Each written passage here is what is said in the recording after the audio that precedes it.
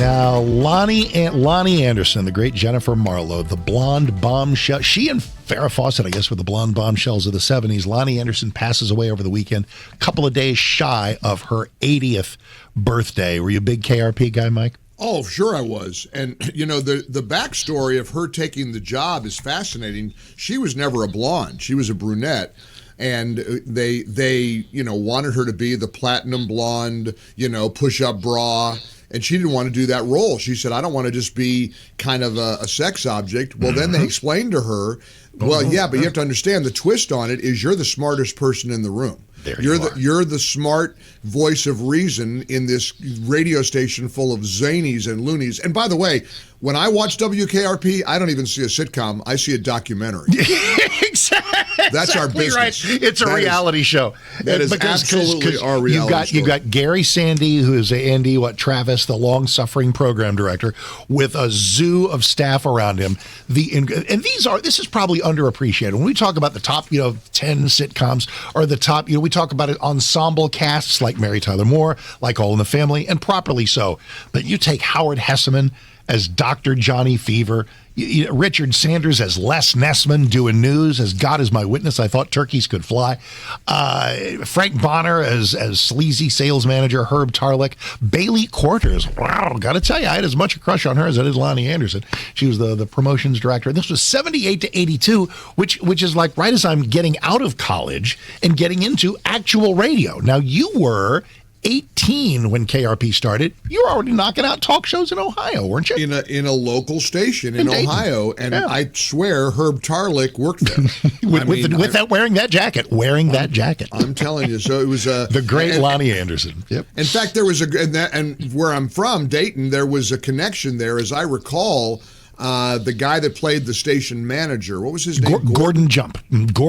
Wonderful character actor. Pretty sure he's from Dayton.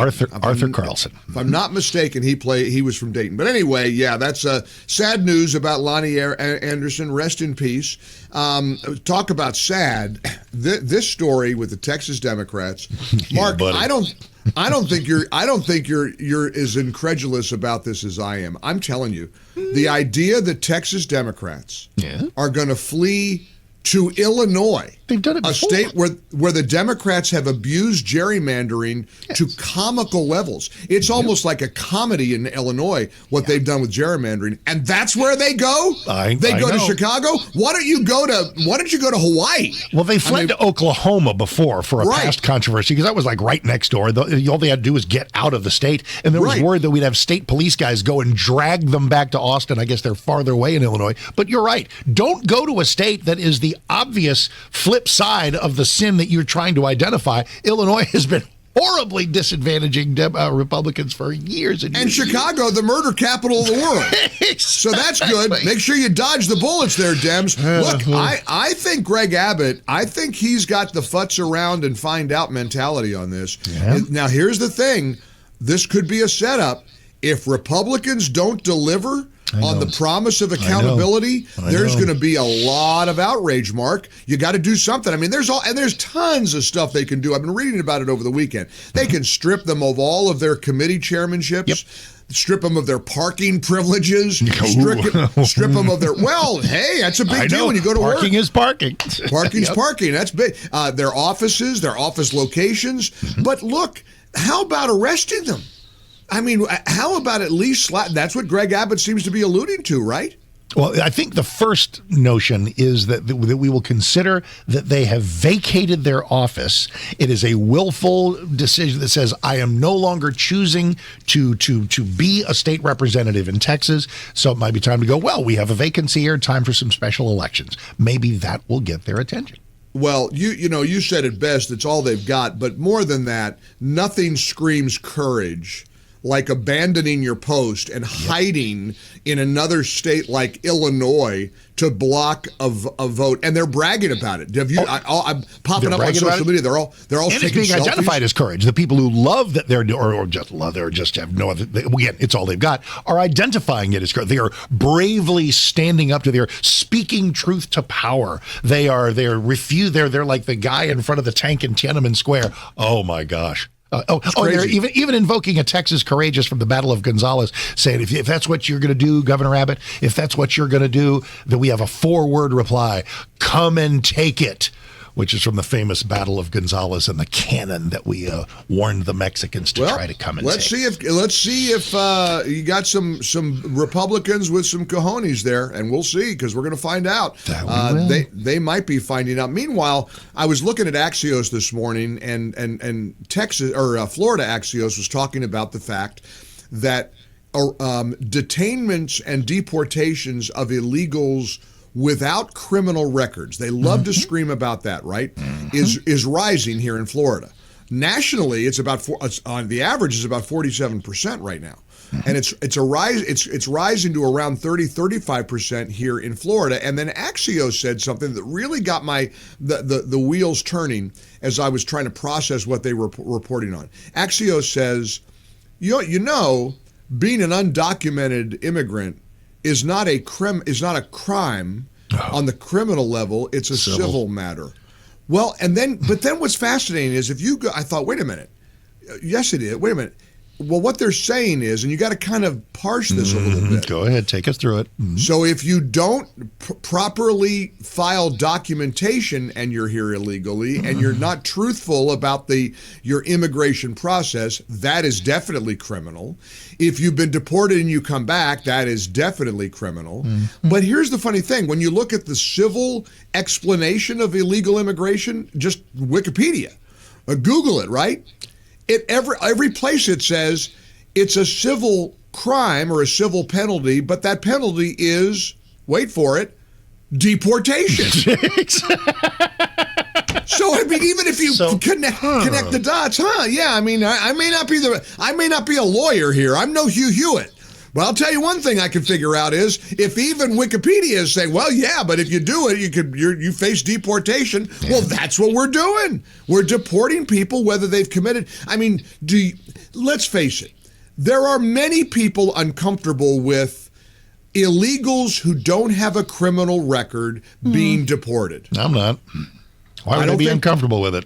Why? Because they feel like they've been here for years, they haven't caused any trouble, and that's not really haven't set fire to a building or stabbed somebody. It causes trouble to overtax our social services. It causes trouble to overtax our healthcare, and I don't mean tax with tax money. I mean to overburden the various systems that must take care of these people by virtue of them just being here. So, well, you're right. You're totally right. And but I'm just acknowledging the way people, and I get it. People with a big heart say, "Wait a minute. Oh, here's Guadalupe over here. She's cleaning toilets in a hotel. She's been here for 30 years, never committed a crime, but she is here illegally." And I mean, how does that even work? How does she get, when she gets paid? Is the hotel paying her under the table? Are they paying her? Are they taking out Social Security taxes? Are they taking out? How does that even play out? You can't be here illegally. Sorry. Whether you're, like you said, whether you're going to shoot somebody or whether you're doing janitorial work. Meanwhile, Trump is now squeezing states, many of them red states, on allowing this continual scam of in-state college tuition for illegal students. Yep. It's about time. I mean, Mark, why should if your kid wants to go to school in, God forbid, California, you got to pay out-of-state tuition for Ethan to go to California. Yep. However, if he's an illegal from Guadalajara, living in Los Angeles, he gets in-state tuition. Okay, that makes sense. No, it doesn't. It doesn't. It doesn't make sense. And normal, I just see these stories. I mean, all of it makes my head explode. It's like, why is this so hard for people? Common sense is in short supply right now. There's no, it's like giving any tax benefits to illegal. What do you mean you're going to give benefits to illegal immigrants ahead of American citizens? Stop it. Stop it. So anyway, that's my rant for the day. There you go. Very good. Hey, on the Culture Beat, did 2 movies over the weekend.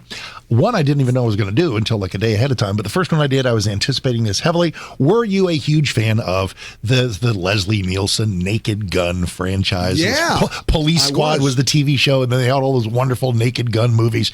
Just fantastic. With the great George Kennedy. O.J. Simpson was in some of them. And there's a comedy throwback to that in the new one. I anticipated the new one with Liam Neeson and Pamela Anderson, who are romantically involved in the movie and now romantically involved in real life. So that's very cool. So I went in there with expectations really high, probably too high. It's Really? good. It's good. It's really good.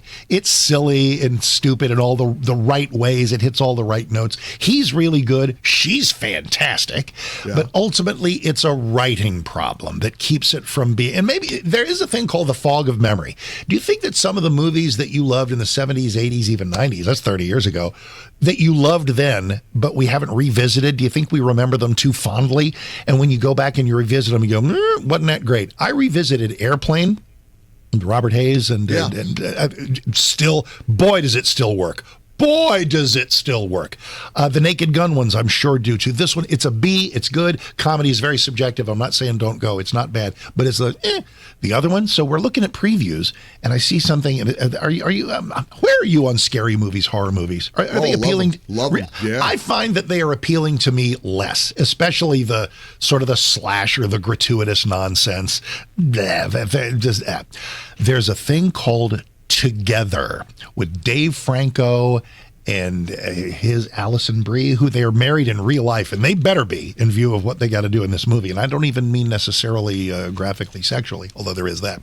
It is unbelievably clever. It's called Together, and it was wonderful. And it was really, really, really something. You know what? Good. But in the old, but wait a minute. Let me say something about the scary movie genre stuff. Yes. There's a young comic who I think is hysterical. I just see clips of him. Have you ever heard of Matt Rife? Oh, genius! I've seen Really? all of his stand-up specials. Nobody clever. He does one that's nothing but crowd work. Just walks out and interacts That's with people. what he's great at. He works Absolute with the crowd. Genius. So Matt a young Rife. guy, and apparently he just sold out Madison Square Garden. So he's really good. Comedian Nate Bargatze put 20,000 people in the AAC later this year. Yep. So he apparently is a fan of horror movies and scary genre paranormal stuff. He bought the house that houses Annabelle, the supposedly haunted doll. It's in Connecticut, this. all right? And the guy that's kind of associated with that is a paranormal investigator who mysteriously died a couple of weeks ago while being around the doll, which is kind of scary. So he dies. The house is for sale. Matt Rife, with a business partner of his, goes in and buys the house, and he buys all of these artifacts and paranormal stuff. He's really into that stuff. But that stuff, some of that stuff scares me. I think some of that's demonic. That makes me nervous. The devil is real. The enemy is real. But I think all of that is completely nonsense. There's one other thing I can appreciate in the horror genre, and that's the ones that have kind of a sense of humor where they're just having some fun with you. You remember the first Final Destination movie where folks miss a plane and the plane crashes, but they're supposed to die, so they do anyway in various graphic ways? That was like 20 years ago. I don't know. They've made 6 of them. I've missed all of them. But the most recent was called Final Destination Bloodlines. It was hilarious and horrific and wonderful. I enjoyed that one too. It's like the Scream. The Scream genre is like horrifying but funny, bloody and all that, but a little bit of humor. So, all right, we've covered it all. And well, not quite, but we're ready to go. Well, happy Monday. We are ready for you, and we are ready to see what is on Mike's big talk show brain, and that is at 10 as soon as we are done right here on 660 AM The Answer. For full shows, live and on demand, it's Salem News Channel.